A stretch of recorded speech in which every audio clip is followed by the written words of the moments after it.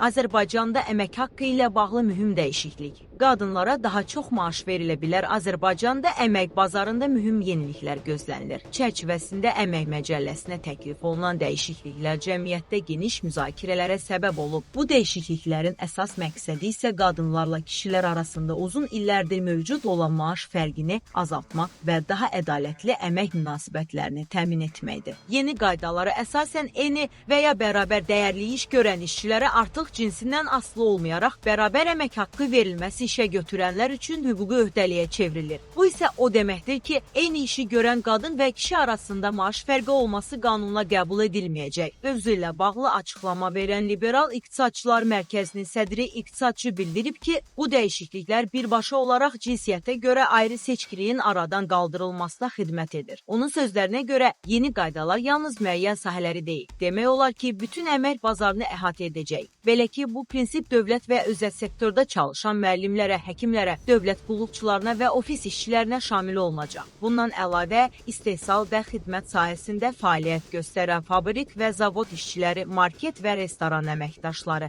həmçinin bank və maliyyə sektorunda çalışan qadınlar da bu dəyişiklikdən faydalana biləcəklər. Ekspert onu da qeyd edib ki, texniki və yüksək ixtisas tələb edən sahələrdə çalışan qadınlar üçün də bu dəyişikliklər əhəmiyyətlidir. Mühəndislər, proqramçılar, menecerlər və layihə rəhbərləri kimi vəzifələrdə çalışan qadınların da əmək haqqında artım müşahidə oluna bilər. Ən diqqət çəkən məqamlardan biri isə odur ki, ənənəvi olaraq kişi işi kimi qəbul edilən sahələrdə çalışan qadınlar da bu hüquqdan yararlanacaq. Tikinti, nəqliyyat və təhlükəsizlik kimi sahələrdə çalışan qadınların da eyni işi görən kişi əməkdaşlarla bərabər maaş alması təmin ediləcək. Bu dəyişikliklər qəbul olmazsa, ölkədə əmək bazarında daha balanslı və ədalətli mühit formalaşa bilər. Xüsusilə qadınların iqtisadi fəallığının artması, onların əmək bazarında daha güclü mövqe qazanması gözlənilir. Fonda qeyd edək ki, bu cür qanunvericilik təşəbbüsləri yalnız maaş bərabərliyini təmin etməklə kifayətlənmir, həm də cəmiyyətdə gender bərabərliyinin güclənməsinə və sosial rifahın yüksəlməsinə töhfə verir. Yaxın aylarda bu dəyişikliklərin qəbulu edilib edilməyəcəyi isə diqqətlə izlənilir.